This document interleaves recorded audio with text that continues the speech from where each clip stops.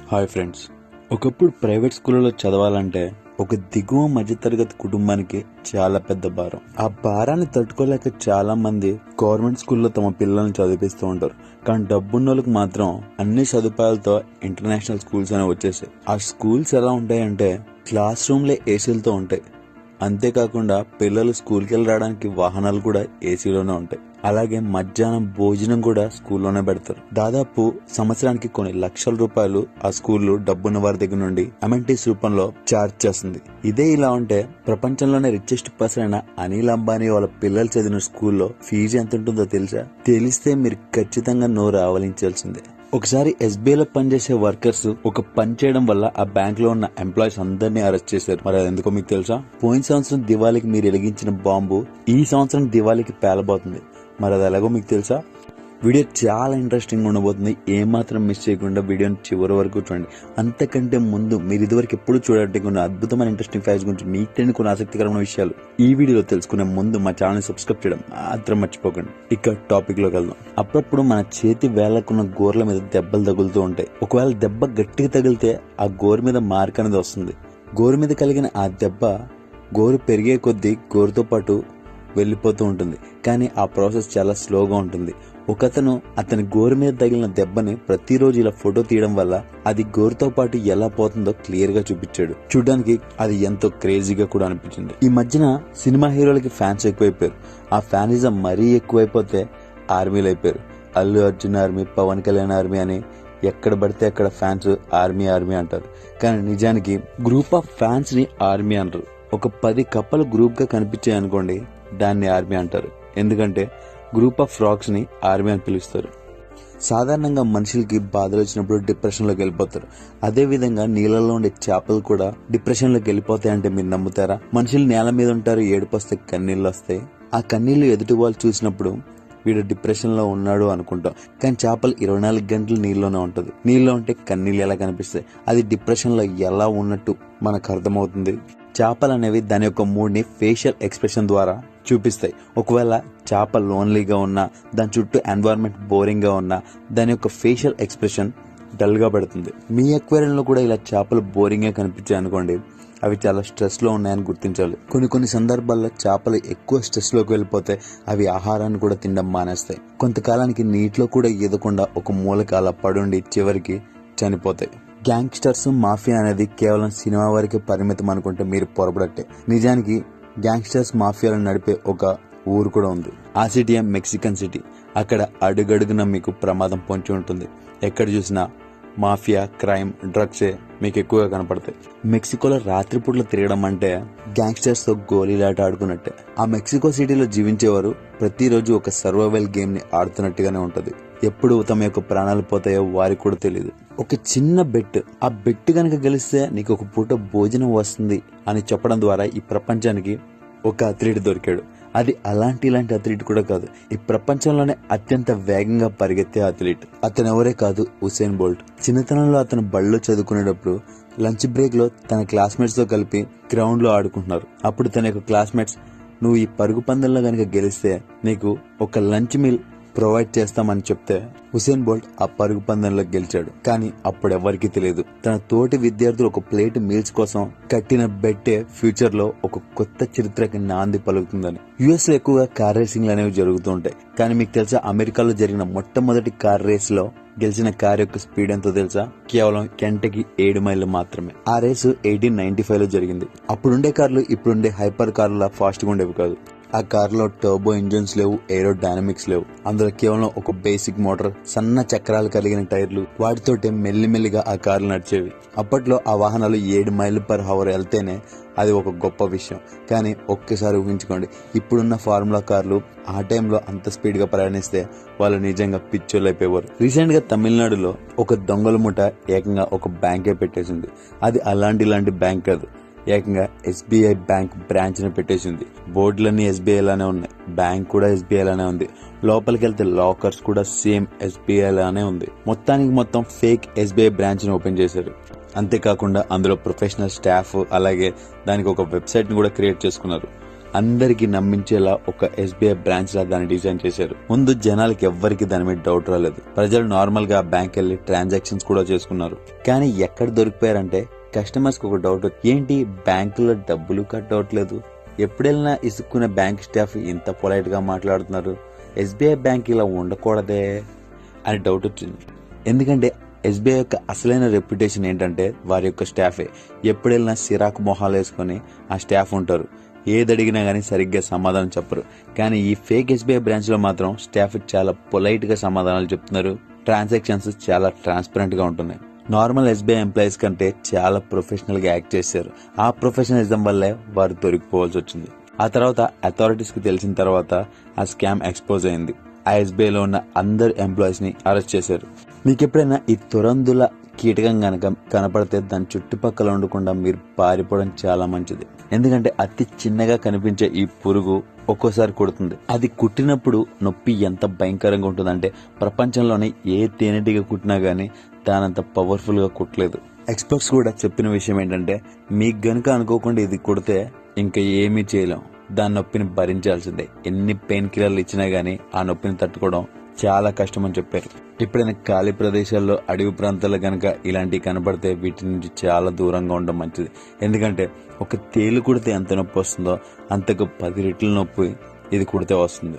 ఒక్కసారి ఊహించుకోండి, మీరు పోయిన సంవత్సరం దివాళీకి ఒక బాంబుని వెలిగించారనుకోండి, ఆ బాంబు ఈ సంవత్సరం దివాళీకి పేలితే ఎలా ఉంటది? వింటేనే వింతగా ఉంది కదా. కానీ అలాంటి విషయమే చరిత్రలో ఒకసారి జరిగింది. World War II సమయంలో పోలాండ్ లో ఒక బ్రిటిష్ బాంబు పడింది.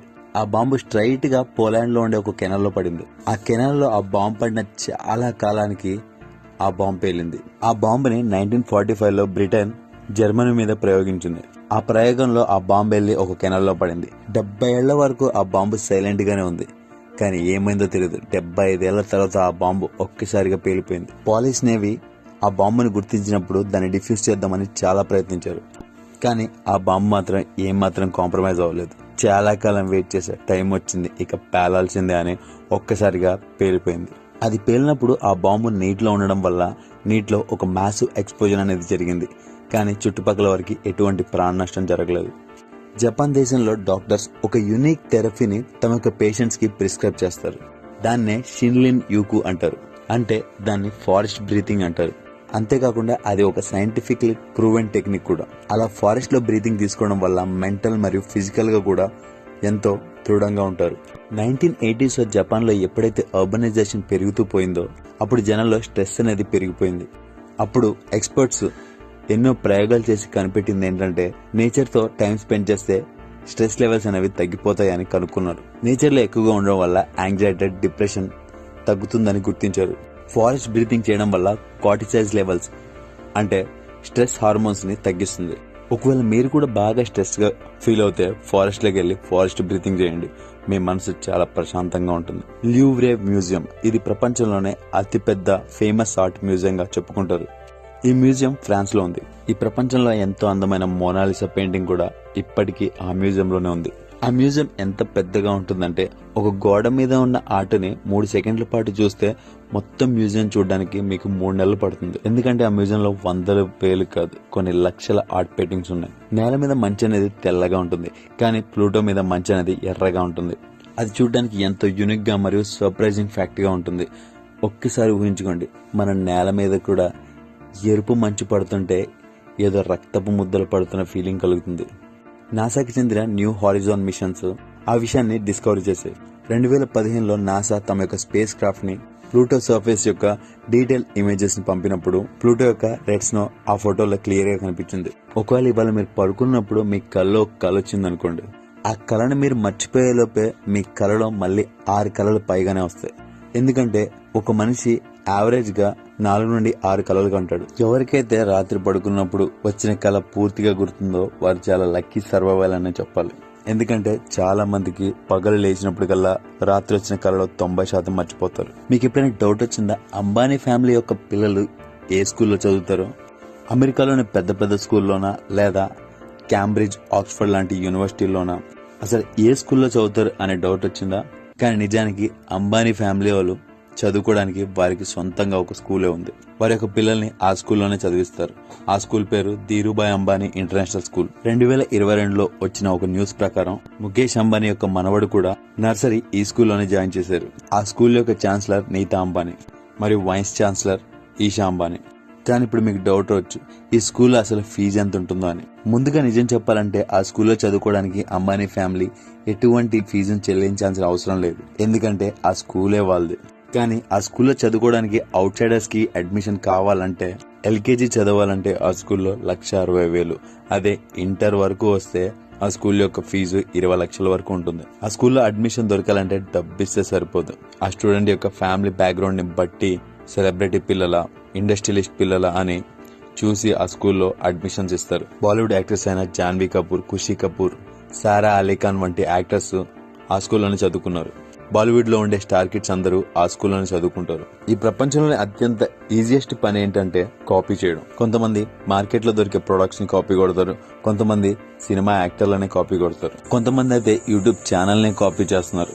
ఒక్కసారి ఇక్కడ కనబడుతున్న ఛానల్ చూడండి. టైటిల్ థంబ్నెయిల్ చూస్తే మీకే అర్థమవుతుంది. ఈ ఛానల్ యొక్క మొత్తం ఇన్స్పిరేషన్ మిస్టర్ బీస్ట్ నుండి తీసుకొనబడింది. అందులో హోస్ట్ చేసే వ్యక్తి తన యొక్క పర్సనాలిటీ కూడా కాపీ చేశాడు. కేవలం అతనే కాదు, మిస్టర్ బీస్ట్ లాగా యూట్యూబ్ లో చాలా మంది కాపీ చేస్తూ ఉంటారు. ఇక్కడ కనపడుతున్న వ్యక్తి పేరు బెన్ హజ్లర్డ్.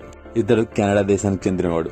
ఇతను యూట్యూబ్ లో మిస్టర్ బీస్ట్ కి క్లోన్ వర్షన్ గా ఉంటాడు. ఇండియాలో కూడా హర్ష సాయి చేసే వీడియోలు మిస్టర్ బీస్ట్ కి క్లోన్ గానే ఉంటాయి. అంతేకాకుండా ఇండియా గాట్ టాలెంట్ అనే ప్రోగ్రామ్ మొదట్లో పాకిస్తాన్ లో సింధ్ గాట్ టాలెంట్ అనే ప్రోగ్రామ్ నుండి ఇన్స్పైర్ చేసుకుని తీయబడింది. ఆల్ఫాబెట్స్ లో 26 లెటర్స్ ఉన్నాయని మనలో ప్రతి ఒక్కరికి తెలిసిందే. కానీ ఏన్షియంట్ రోమ్ లో ఉండే ఆల్ఫాబెట్స్ లో కేవలం 25 లెటర్స్ మాత్రమే ఉండేవి. అలా ఎందుకు జరిగిందంటే ఏన్షియంట్ రోమన్స్ తమ ఆల్ఫాబెట్స్ లో జెడ్ ని ఉపయోగించేవారు కాదు. అలా దాదాపు రోమన్స్ పరిపాలించిన 200 ఏళ్ల పాటు జెడ్ ని తీసేశారు. ఆ తర్వాత గ్రీక్స్ కాలంలో మళ్లీ జెడ్ ని ఆల్ఫాబెట్స్ లో ఉపయోగించడం మొదలుపెట్టారు. స్వరంగాన్ని తోడడానికి మిషన్లు ఉపయోగించిన తర్వాత ఆ స్వరంగంలోంచి ఆ మిషన్లు బయటికి తీసుకురావడానికి, వాటిని రిపేర్ చేయడానికి డబ్బులు ఎక్కువైపోతాయి. ఆ డబ్బులు ఎంత అవుతాయంటే ఆ సొరంగం నుంచి ఆ మిషన్లు బయటికి తీసుకురావడానికి ఇంకో టనల్ ని తవ్వేయచ్చు, అంత డబ్బులు ఖర్చు అవుతాయి. వాటి యొక్క అతి కాస్ట్ ని దృష్టిలో పెట్టుకుని వాటి యొక్క స్పేర్ పార్ట్లు కూడా కొనలేక అవి పాతవైపోయిన తర్వాత వాటిని ఒక గుంత తవ్వి పూర్తి చేస్తూ ఉంటారు. ఆ తర్వాత దాని మీద మంచి కాంక్రీట్ వేసి రోడ్డు కూడా వేస్తారు. మళ్ళీ ప్రతి ఒక్కరి దగ్గర మొబైల్స్ ఉంది. మొబైల్స్ ఉన్న ప్రతి ఒక్కరు మ్యూజిక్ వినడానికి ఇష్టపడతారు. అలా ఎక్కువగా మ్యూజిక్ వినడానికి ఇష్టపడేవారు హెడ్ ఫోన్స్ అనేవి కొనుక్కుంటూ ఉంటారు. ఆ హెడ్ ఫోన్స్ లో వాల్యూమ్ ఫుల్ గా పెట్టుకుని సాంగ్స్ వింటూ ఉంటారు. కానీ నిజానికి హెడ్ ఫోన్స్ లో వాల్యూమ్ అనేది ఎక్కువగా పెట్టుకుంటే మన చెవులకు ప్రమాదకరంగా మారచ్చు. కానీ చాలా మట్టుకు జనాలు ఆ వార్నింగ్ ని సీరియస్ గా తీసుకోరు. అలాంటి వారికి వార్నింగ్ అనేది డైరెక్ట్ గా కాకుండా ఇండైరెక్ట్ గా ఇవ్వాలి. ఒకవేళ మ్యూజిక్ యొక్క వాల్యూమ్ ఎక్కువగా ఉంటే మీ చెవులు పాడవుతాయి అంటే ఎవడు వినడు. కానీ అదే మ్యూజిక్ ఎక్కువ వాల్యూమ్ పెట్టి వింటే మీ ఇయర్ ఫోన్స్ పాడవుతాయి అంటే ప్రతి ఒక్కడు ఖచ్చితంగా అది పాడైపోతుందేమో అనే భయంతో అయినా గానీ ఎక్కువ వాల్యూమ్ పెట్టరు. దీన్ని బట్టి మనకు అర్థమవుతున్న విషయం ఏంటంటే మన హెల్త్ కన్నా ఎక్కువ మన వద్ద ఉండే ప్రొడక్ట్స్ కే ఇంపార్టెంట్ మనం ఇస్తున్నట్టు. మీరు ఎప్పుడైనా స్కూల్లో పాఠాలు చెప్తున్నప్పుడు ఫోన్ వాడితే టీచర్ వచ్చి మీ ఫోన్ పట్టేసుకుందా? అయితే ఇంకెప్పుడు దొరకకూడదు అనుకుంటే దానికి ఒక హ్యాక్ ఉంది. ఆ హ్యాక్ ఉపయోగించి ఎప్పుడు క్లాస్ రూమ్ మీకు బోర్ అనిపించినా గానీ మీరు మీ యొక్క మొబైల్ తో టైం పాస్ చేసుకోవచ్చు. ఒక్కసారి ఇక్కడ కనపడుతున్న వీడియోని చూడండి. ఈ వీడియోలో ఒక వ్యక్తి తన వద్ద ఉన్న క్రేయాన్ డబ్బాలో మొబైల్ పెట్టి ఉపయోగిస్తున్నాడు. ఆ మొబైల్ యొక్క వాల్ పేపర్ మీద క్రేయాన్స్ యొక్క ఇమేజ్ పెట్టాడు. టీచర్ వచ్చినప్పుడు ఆ వాల్ పేపర్ లో క్రేయాన్స్ రాగానే టీచర్ కి అందులోపల ఉన్నది నిజమైన క్రేయాన్సే అనుకుని ఏమాత్రం డౌట్ రాలేదు. ఒకవేళ మీ యొక్క హైట్ 5.4 కంటే తక్కువ ఉందా? అయితే కంగ్రాట్స్, మీరు పొడుగున్న వ్యక్తుల కంటే 3 ఏళ్ళు ఎక్కువ కాలం బతుకుతారు. అలా ఎందుకు జరుగుతుందో దాని వెనకాల సైంటిఫిక్ రీజన్ అంటూ ఏం లేదు. కానీ కొన్ని సర్వేల ప్రకారం తేలింది ఏంటంటే 5.4 కంటే తక్కువగా హైట్ ఉన్న వాళ్ళు హైట్ ఉన్న వారితో పోలిస్తే 3 ఏళ్ళు ఎక్కువ కాలం బతకగలరు. ఒక్కసారి ఇక్కడ కనపడుతున్న వీడియోని చూడండి. ఈ వీడియోని ఎవరైనా ఫస్ట్ టైం చూస్తే ఇది ఒక స్టేడియం అని అనుకుంటారు. కానీ నిజం చెప్పాలంటే అది స్టేడియం కాదు, అది ఒక బార్. ఆ బారు అమెరికాలోని లాస్ ఏంజలస్ లో ఉంది. తమ యొక్క ఫేవరెట్ టీమ్స్ యొక్క మ్యాచ్ చూడడానికి స్టేడియంకి వెళ్ళలేకపోతారో వాళ్ళు ఈ బార్కి వస్తారు. ఆ బార్ యొక్క స్పెషాలిటీ ఏంటంటే ఆ బార్ లోపల ఒక పెద్ద కర్వ్డ్ స్క్రీన్ ఉంటుంది. ఆ స్క్రీన్ కర్వ్డ్ గా ఉండడం వల్ల అక్కడ నిజంగానే ఒక లైవ్ మ్యాచ్ జరుగుతున్న ఫీలింగ్ కలుగుతుంది. మీరు కూడా ఆ గ్రౌండ్ లో ఉన్నట్టుగానే ఫీల్ అవుతారు. ఎవరైతే స్టేడియం లో టికెట్స్ అఫోర్డ్ చేయలేకపోతారో వాళ్ళు ఈ బార్కి వెళ్లి మందేస్తూ హ్యాపీగా మ్యాచ్ ని ఎంజాయ్ చేస్తూ ఉంటారు. ఒకవేళ మీరు కూడా ఒక బిలియనర్ అవ్వాలనుకుంటే మీరు ఈ యూనివర్సిటీలో ఖచ్చితంగా అడ్మిషన్ తీసుకోవాల్సిందే. ఎందుకంటే ఆ యూనివర్సిటీలో కనుక చదువుకొని బయటికి వెళ్తే వారు ఖచ్చితంగా బిలియనర్స్ అవుతారు. ప్రపంచంలోనే నెంబర్ 1 కోటీశ్వరుడైన ఇలాన్ మస్క్ కూడా ఆ యూనివర్సిటీలోనే చదువుకున్నాడు. అతనే కాకుండా ప్రపంచంలోనే 36 రిచెస్ట్ పర్సన్స్ ఆ యూనివర్సిటీ నుండి వచ్చారు. మరి ఆ యూనివర్సిటీ యొక్క పేరు యూనివర్సిటీ ఆఫ్ పెన్సిల్వేనియా. ఒక్కసారి ఇక్కడ కనపడుతున్న చెట్లను చూడండి. ఈ చెట్ల యొక్క షేప్లను చూస్తే ఈ చెట్లకేంటి కళ్ళు ఉన్నాయి అనే డౌట్ మీకు రావచ్చు. నిజానికి ఆ చెట్లని ఆస్పెన్ ట్రీస్ అంటారు. ఆ చెట్ల యొక్క కొమ్మలు ఎప్పుడైతే బాగా పెరగడం మొదలవుతాయో ఒక సైజుకి రాగానే ఆ చెట్ల యొక్క కొమ్మలు చెట్టు నుండి విడిపోతూ ఉంటాయి. అప్పుడు ఆ చెట్టు మీద ఒక మార్క్ అనేది ఏర్పడుతుంది. అది చూడడానికి ఆ చెట్టుకి ఒక కన్ను సైజు లో ఉంటుంది. దూరం నుంచి గనక చూస్తే ఆ చెట్లు కళ్ళతో మిమ్మల్ని చూస్తున్న ఫీలింగ్ మీకు కలుగుతుంది. దాదాపు 155 ఏళ్ల క్రితం ఉపయోగించిన ఒక ఎలకల బోన్ ని తీసుకొచ్చి పురావస్తు శాస్త్రవేత్తలు ఒక మ్యూజియం లో పెట్టారు. 2016లో ఆ మ్యూజియం లో క్లీనింగ్ చేసే వ్యక్తి యాంటిక్ మౌస్ ట్రాప్ లో ఒక ఎలక పడిందని గమనించాడు. ఆ తర్వాత సీసీ కెమెరాలు చెక్ చేయడం వల్ల ఆ ఎలక అనుకోకుండా ఆ ట్రాప్ లో ఇరుక్కుంది. దాన్ని బట్టి అర్థమైన విషయం ఏంటంటే ఆ మౌస్ ట్రాప్ ఎంత పాతదైనా గానీ ఇప్పటికి కూడా దాని యొక్క పనిని పర్ఫెక్ట్ గా చేస్తుంది. ఇక్కడ కనపడుతుంది ఇండియన్ పోలీస్ యొక్క ర్యాంక్స్. ఇండియాలో ఉండే ప్రతి ఒక్క నాగరికుడు ఆ ర్యాంక్స్ గురించి తెలుసుకోవాలి. ఇండియన్ పోలీస్ లో అతి తక్కువ ర్యాంక్ లో ఉండేవారు కానిస్టేబుల్స్. వారి యూనిఫామ్ల మీద ఉండే షోల్డర్స్ మీద ఎటువంటి స్టార్స్ ఉండవు. కానిస్టేబుల్ తర్వాత వచ్చేవారు లాన్స్ నాయక్. ఆ తర్వాత పోస్ట్ లో హవల్దార్స్. హవల్దార్ పైన ఏఎస్ఐ ఉంటాడు. ఏఎస్ఐ కి ఒక స్టార్ ఉంటుంది. ఆ తర్వాత సబ్ ఇన్స్పెక్టర్, ఆ తర్వాత ఇన్స్పెక్టర్. ఇన్స్పెక్టర్ కి 2 స్టార్లు ఉంటాయి. ఆ పైన డిఎస్పీ. డిఎస్పీకి 3 స్టార్లు ఉంటాయి. దాని మీద ఏఎస్పీ కూడా 3 స్టార్లు ఉంటాయి. ఏఎస్పీ అంటే అడిషనల్ ఎస్పీ. దానిపైన ఉండేదే ఐపీఎస్ ఆఫీసర్. ఐపీఎస్ ఆఫీసర్ కి ఒక స్టార్ నేషనల్ ఎంబ్లెమ్ ఉంటుంది. ఐపీఎస్ పైన ఎస్ఎస్పీ, దానిపైన డిఐజీ, దానిపైన ఐజీ, ఇక అన్నిటికంటే పైన ఉండేది డీజీపీ. వారి పైన కూడా ఉండేది ఏడీజీపీ, దానిపైన ఎస్టీజీపీ. వారు ఇండియన్ పోలీస్ యొక్క హైయెస్ట్ లెవెల్ ఆఫీసర్స్ గా ఉంటారు. ఎవరైనా మీకు గోడ మీద ఒక ట్రయాంగిల్ షేప్ డ్రిల్ చేయాలి అని అడిగితే మీరు ముందుగా కొలతలు తీసుకుంటారు. కానీ ఇక్కడ కనపడుతున్న మిషన్ ని గనక ఒక్కసారి ఆన్ చేస్తే ఆటోమేటిక్ గా దాని బ్లేడ్స్ కున్న సహాయంతో ట్రయాంగులర్ షేప్ ని అదే కట్ చేస్తుంది. ఒక పర్టికులర్ షేప్ కలిగిన బ్లేడ్ ద్వారా ట్రయాంగులర్ షేప్ ని ఈజీగా చెక్కొచ్చు. ఎక్కువ శాతం స్టార్ బక్స్ స్టోర్స్ లో ఎవరు ఏమి కొనుక్కోపోయినా గానీ కాలక్షేపానికి వచ్చి వెళ్తూ ఉంటారు. చాలా మంది ఆఫీస్ వర్క్స్ మీద, కొంతమంది మీటింగ్ కోసం స్టార్ బక్స్ కి వస్తూ ఉంటారు. కానీ ఇప్పుడు అలా వచ్చి ఏమీ కొనకుండా కాలక్షేపం చేయడానికి వీల్లేదు. ఎందుకంటే ఒకప్పుడు స్టార్ బక్స్ లో ఓపెన్ డోర్ పాలసీ ఉండేది. ఆ పాలసీ ప్రకారం ఎవరైనా స్టార్ బక్స్ కి వచ్చి తమ యొక్క ఆఫీస్ వర్క్ ని చేసుకోవచ్చు. అది కూడా ఎటువంటి ఛార్జెస్ చెల్లించకుండానే. స్టార్ బక్స్ సీఈఓ అయిన బ్రైన్ నికల్ రీసెంట్ గా ఈ ఓపెన్ డోర్ పాలసీని పనిచేయమని ఆదేశించాడు. ఇప్పుడు ఎవరైనా ఖాళీగా కాలక్షేపానికి స్టార్ బక్స్ కి వచ్చి తమ యొక్క సొంత పనులు చేసుకునే వీల్లేదు. తమ స్టోర్ కి వెళ్తే ఖచ్చితంగా ఏదో ఒకటి పర్చేజ్ చేయాల్సిందే. ఇప్పుడు చెప్పబోయే స్టోరీ చాలా డేంజరస్ గా ఉంటుంది. ఫ్రెంచ్ లేడీని ఒక స్కామర్ ఆమె దగ్గర నుండి 6.8 crores రూపీస్ స్కామ్ చేశాడు. అతను ఆమెకి ఏమని చెప్పి మోసగించాడంటే, నేను హాలీవుడ్ యాక్టర్ అయిన బ్రాడ్ పిట్ ని, నాకు కిడ్నీ ప్రాబ్లం ఉంది, నా కిడ్నీ సర్జరీ చేసుకోవడానికి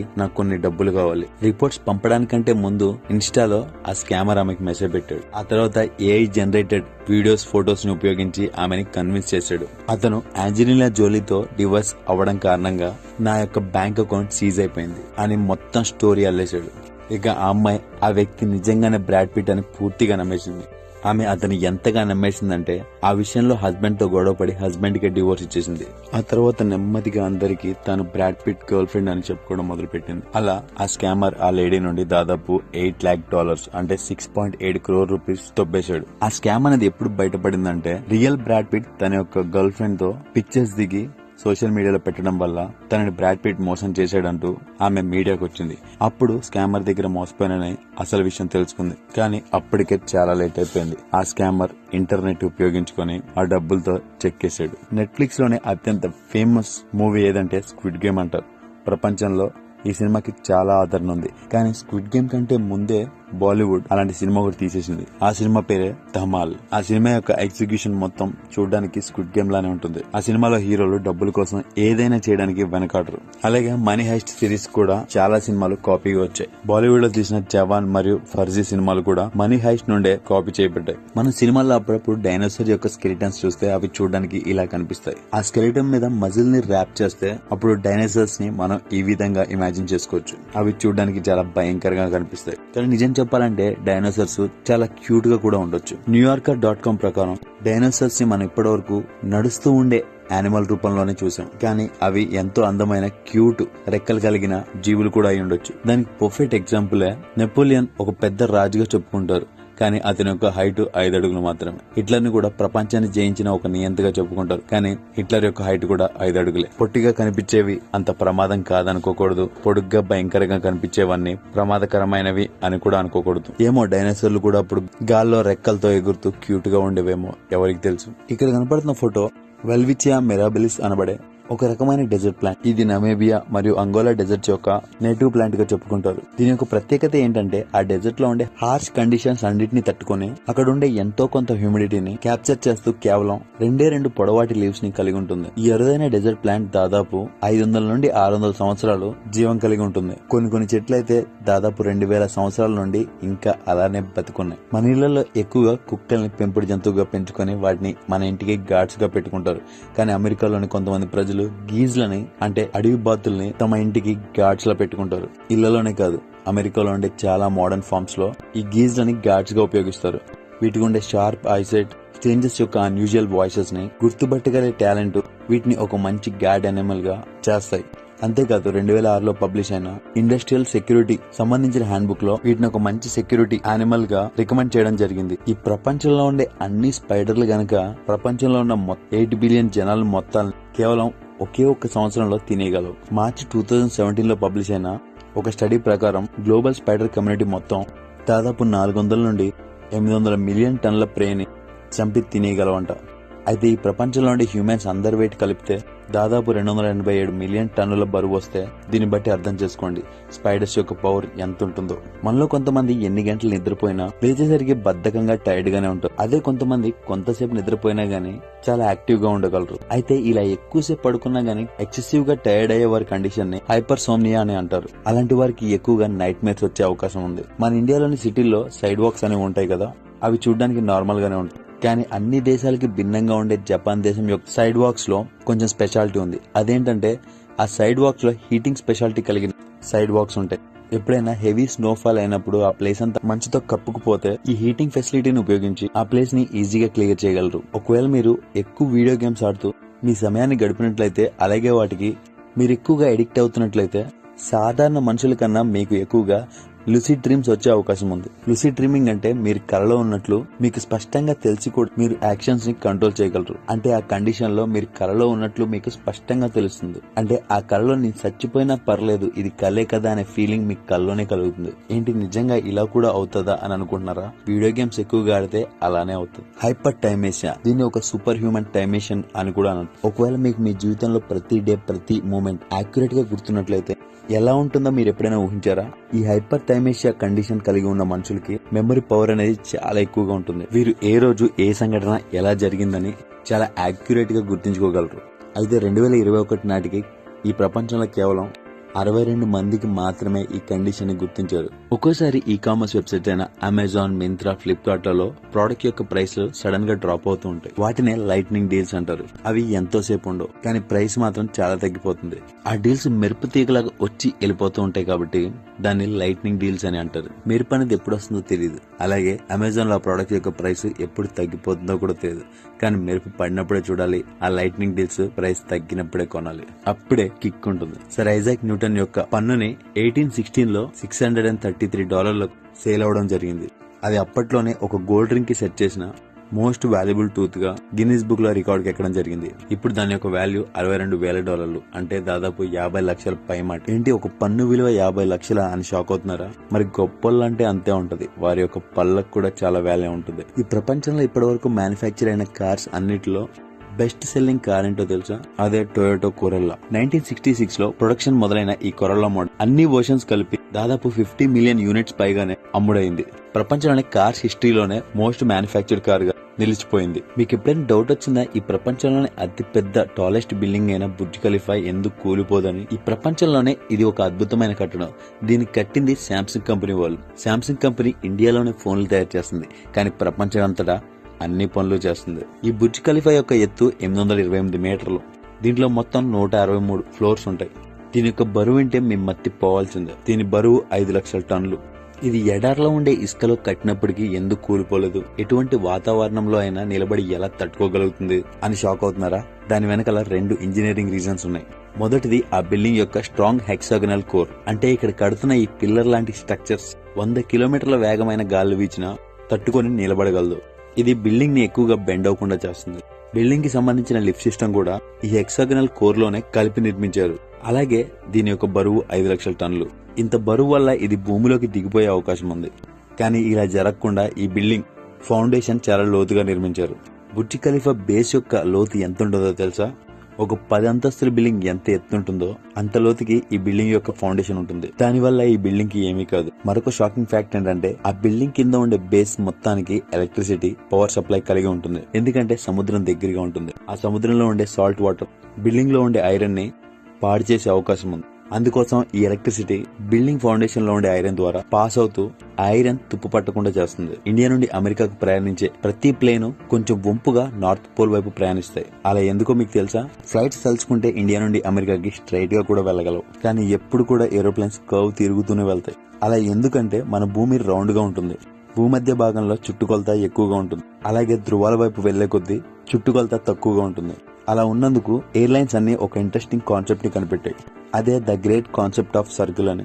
భూమి మీద ఒక ఫ్లైట్ ఒక చోట నుండి మరొక చోటకి వెళ్లవలసి వచ్చినప్పుడు ఎలా ప్రయాణిస్తే తక్కువ దూరంలో వెళ్తామో ఈ కాన్సెప్ట్ ఎక్స్ప్లెయిన్ చేస్తుంది. ఒక ఫ్లాట్ సర్ఫేస్ పైన పాయింట్ ఏ నుండి బి కి అతి తక్కువ దూరంలో ప్రయాణించాలంటే మనం స్ట్రైట్ గా వెళ్లాల్సి ఉంటుంది. కానీ ఇలా గుండ్రంగా ఉండే సర్ఫేస్ పైన ప్రయాణించాల్సి వచ్చినప్పుడు తక్కువ దూరం ప్రయాణించాలంటే ఇలా వంపు తిరిగి అంటే ధృవాల వైపు కర్వ్డ్ పాత్ లోనే వెళ్లాల్సి ఉంటుంది. ఒక ఎగ్జాంపుల్ గా చెప్పాలంటే ఢిల్లీ నుండి బొంబాయికి ప్రయాణించడానికి గ్రేట్ సర్కిల్ కాన్సెప్ట్ ని యూజ్ చేసి లేదా కామన్ సెన్స్ ని యూజ్ చేసి స్ట్రైట్ లైన్ లో ప్రయాణించినప్పుడు ఈ గ్రేట్ సర్కిల్ కాన్సెప్ట్ చూడడానికి పెద్దగా కనపడుతుంది. కానీ నిజానికి అదే షార్ట్ కట్. ఈ కాన్సెప్ట్ వల్ల ఎయిర్లైన్స్ కంపెనీస్ అన్నిటికీ ఫ్యూయల్ అనేది సేవ్ అవుతుంది. చూసారు కదా, మీరు ఇదివరకు ఎప్పుడు చూడండి కొన్ని అద్భుతమైన ఇంట్రెస్టింగ్ ఫ్యాక్ట్స్ గురించి మీకు తెలియని కొన్ని ఆసక్తికరమైన విషయాలు ఈ వీడియో కనుక మీకు నచ్చైతే లైక్ చేయండి, షేర్ చేయండి. అంటే మరికొన్ని ఆసక్తికరమైన విషయాల గురించి తెలుసుకోవాలనుకుంటే మా ఛానల్ సబ్స్క్రైబ్ చేయడం మాత్రం మర్చిపోకండి. Thank you for watching.